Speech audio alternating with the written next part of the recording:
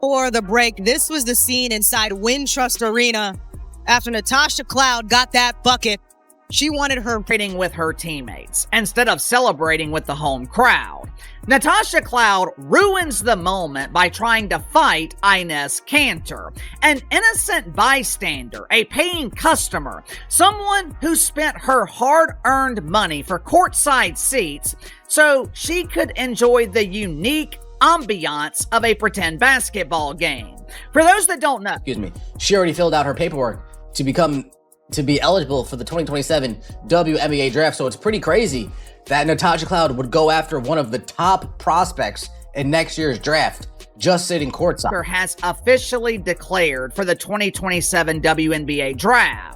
I'm sure she was scouting her future competition, or lack thereof. I'm sure she was looking at teams, looking at players, trying to figure out who she wants to play with next season. Trust me, Enes Kanter is going to be the #1 pick in the WNBA draft. Picture this. A WNBA guard sinks a basket, then does something nobody expects. Instead of running back on defense, she turns away from her own teammates and heads straight into the stands. She's locking eyes with a fan. Words are flying. And here's the crazy part. Everyone in that building is asking the same question.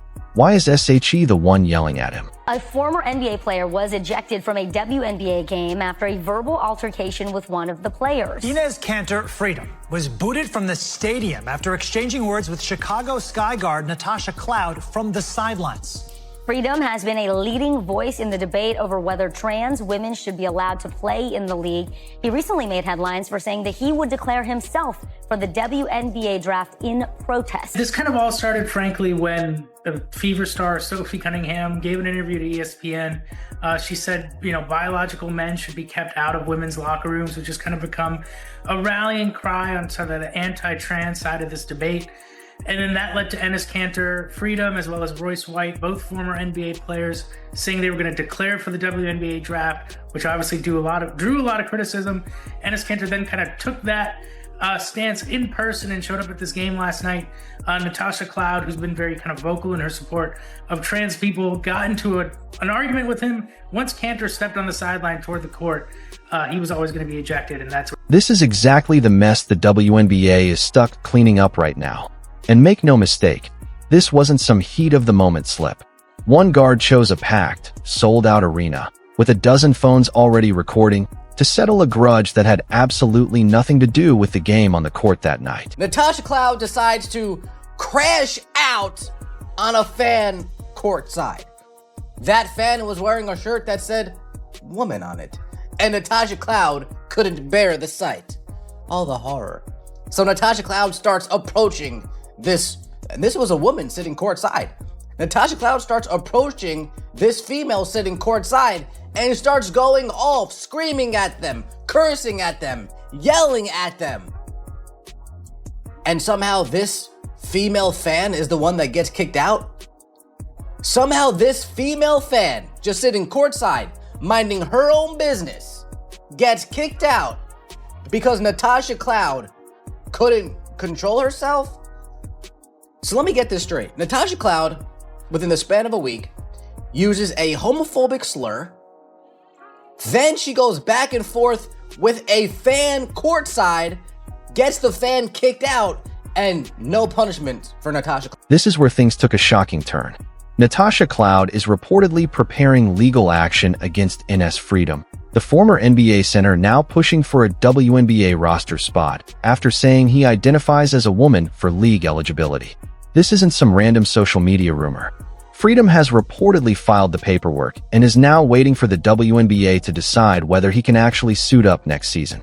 Imagine being a retired NBA player pulling up to a WNBA game to watch a bunch of women play basketball, and they get upset at you because you're just attending. So really quickly, this is Enes Kanter. He was in the NBA and he played for like 5 different teams. So this dude went to this WNBA game with the Chicago Skies versus the Indiana Fever, which the Fever has Caitlin Clark on there, so he was there to support the girls playing basketball. But this girl, Natasha Cloud on the Chicago Skies, was not having it when she scored, and when she went to go celebrate, she seen Enes Kanter there, and she went straight after him, bro. Just imagine watching this live or even on TV and not knowing what's about to happen when this girl goes to charge a former NBA. Now here's the detail that really throws you off. In the clip going viral, and isn't doing a single thing wrong. No heckling, no sign, not a word to the refs or the bench. He's just sitting courtside, drink in hand, watching the game like any other fan who paid for a seat. That's the whole provocation. A guy used his ticket exactly the way tickets are supposed to be used. Natasha Cloud. And right before the break, this was the scene inside Wintrust Arena after Natasha. Why are you acting like you're gonna fight Enes Kanter? He would literally destroy you. It's not even.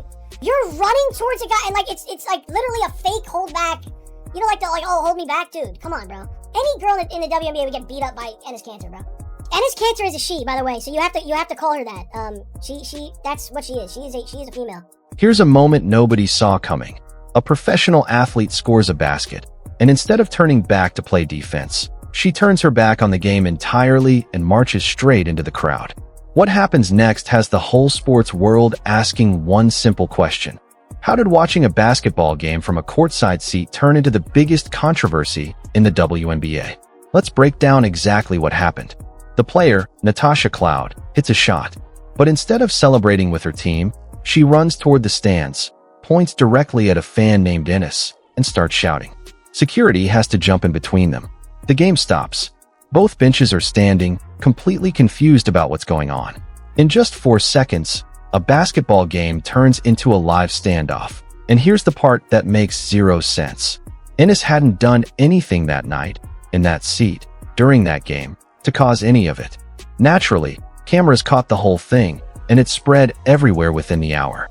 Clips of Cloud storming toward the sideline hit millions of views before the final buzzer even sounded. By the next morning, sports shows were replaying it frame by frame. Her face, his reaction, the exact second security stepped in. Within a day, nobody was talking about the score anymore. The only question left was whether a professional athlete should be allowed to leave live play just to confront someone sitting in the stands, and whether that person did anything at all to deserve it. So what actually set this off? Enes had bought a ticket. He sat in his seat. He watched the game, which is, honestly, the most normal thing a person can do at an arena. Whatever you think about his stance on league eligibility rules, the fact that simply being in the building was treated like an act of aggression tells you just how far this whole situation has spiraled. If a fan can't sit quietly courtside without a player abandoning the game to confront him, the real problem isn't the fan. The real problem is a fight that's been building behind the scenes for months, with nobody in charge stepping up to settle it. Now here's where it gets bigger than one clip. Enes has stated, publicly and repeatedly, that he wants to play in the WNBA next season. This isn't some throwaway comment for attention. He actually went through the league's official process and submitted paperwork to be considered. That means the league now has to respond one way or another, because ignoring it clearly hasn't made the story disappear. If anything, ignoring it is exactly what let the tension build to the point where a player felt she had to handle it herself, in the middle of a nationally broadcast game. League sources have called these kinds of declarations nothing more than publicity stunts, insisting the league won't give attention to anything designed to mock the sport or belittle others. They also claim there's no real or urgent eligibility issue that needs addressing right now. But here's the twist. The league's own rulebook says otherwise. Buried in the current collective bargaining agreement is one specific line about gender eligibility. Only players who identify as women are eligible to play. That's it. There's no additional biological requirement written into the actual policy. So if someone identifies as a woman under that language, and the rule itself doesn't say anything beyond that, the honest question becomes, what exactly is the objection? You can't build a policy around self-identification, let players and coaches champion that exact standard publicly for years, and then act shocked when someone takes the rule literally and applies it to himself. Either the rule means what it says, or the league needs to rewrite it so it actually reflects what it means. There's no in-between where the language stays vague and everyone just quietly agrees to be reasonable, because clearly, that agreement doesn't exist anymore. One of the league's own players just walked off the court to confront a fan over it. That's not a hypothetical risk anymore. That's the exact outcome this vague wording was always going to produce, and it played out live on national television.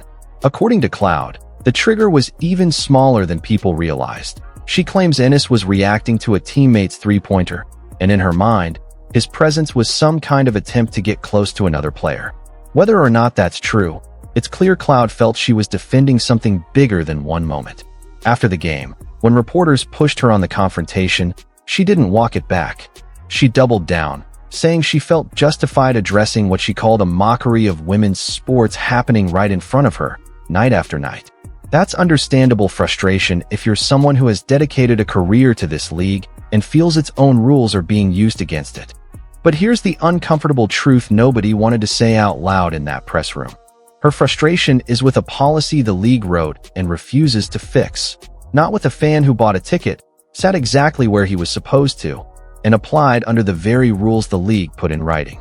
Compare this to how other leagues handle situations like it. In most professional sports, if a player charged into the stands like that, they'd be looking at a serious fine, maybe even a suspension. Here, there's a real chance nothing happens at all. Some analysts have pointed out that this kind of double standard shows how differently these situations get handled depending on the league and depending on who's involved. And directing all that anger at one fan doesn't actually solve anything. It doesn't change a single word of the eligibility rule. It just hands the league another headline to hide behind instead of finally answering the question everyone's been asking for months. Every day spent talking about the confrontation is another day spent avoiding the one thing that would actually fix this for good. Now the stakes just got higher. There's reportedly a lawsuit in motion.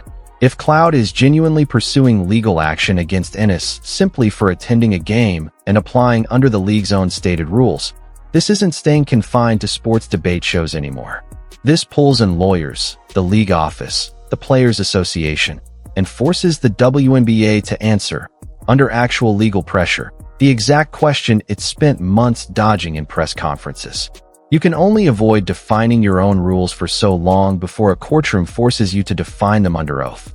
Step back and look at how we actually got here, because it matters more than the viral clip itself.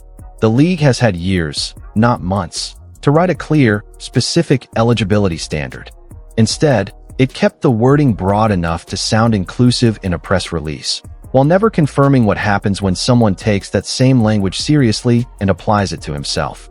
This isn't some accidental loophole slipping past league lawyers. It's the direct result of refusing to draw a clear line, year after year, statement after statement. Now that refusal has led to a courtside confrontation, a clip watched by millions within hours, and a lawsuit that could drag the whole policy into a courtroom. There are actual rules already on the books for player conduct. No entering the stands during live play, no vulgar gestures toward fans, no directing abusive language at spectators, and no confronting fans directly if something happens near the sideline. Security and staff are supposed to handle it. Yet here we are, watching a live case study in exactly what those rules were written to prevent. And here's the part everyone keeps missing in the noise around this one clip. This was never really about one player or one fan personally. Enes is simply the first person willing to publicly test a rule that was left deliberately loose for years. If the league doesn't sit down right now and define its eligibility standard in plain, specific, legally binding language, this won't be the last time something like this happens, and it might not even be the last time this season. Other athletes from completely different sports are already floating the same idea, half joking, half serious, because they've watched the league fail to close this door even once. Every time the league avoids the question, it invites the next person to ask it louder, in front of more cameras, with higher stakes than before. That's the real danger hiding under all the drama of this one confrontation. If this keeps getting treated as a one-off controversy instead of a structural problem with the actual rulebook, expect more courtside blow-ups, more viral clips, and more lawsuits testing a rule the league has never been willing